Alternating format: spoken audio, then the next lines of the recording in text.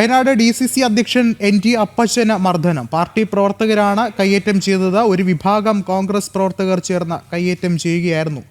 മുള്ളൻകൊല്ലിയിലെ പരിപാടിക്കിടെയായിരുന്നു സംഭവമുണ്ടായത്. കൂടുതൽ വിവരങ്ങളുമായി അർജുൻ PS ചേർന്നുണ്ട്. അർജുൻ, എന്താണ് നിലവിലെ സാഹചര്യം?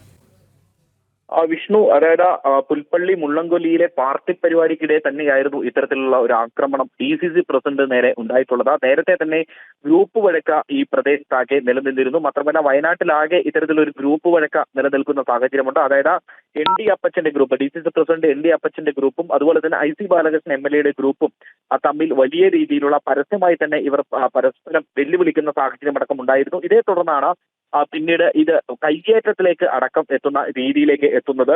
അതായത് ഇന്ന് പഞ്ചായത്ത് തെരഞ്ഞെടുപ്പുമായി ബന്ധപ്പെട്ട ഒരു അവലോകന യോഗം നടക്കുന്നുണ്ട്. ആ യോഗത്തിൽ പങ്കെടുക്കവെയാണ് അവിടെയുള്ള മണ്ഡലം പ്രസിഡന്റിനെ ചൊല്ലി വലിയ രീതിയിലുള്ള ഒരു വാക്കേറ്റം ഉണ്ടായത്. അതായത് ND അപ്പച്ചന്റെ ഗ്രൂപ്പിൽപ്പെട്ട ഒരാളാണ് ഈ മണ്ഡലം പ്രസിഡന്റായി ഇപ്പോൾ നിൽക്കുന്നത്. അതുകൊണ്ട് തന്നെ അത് അംഗീകരിക്കാൻ കഴിയില്ല എന്നുള്ളതായിരുന്നു IC ബാലകൃഷ്ണൻ MLA ഗ്രൂപ്പിന്റെ ഒരു നിലപാട്.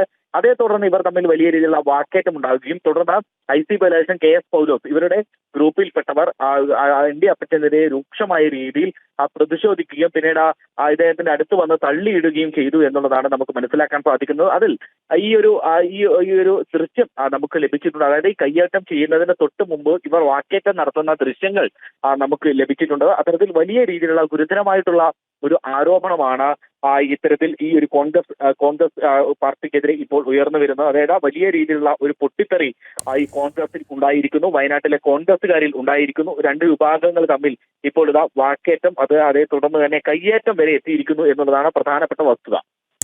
ശരി, അർജുനാണ് വിവരങ്ങൾ നൽകിയത്.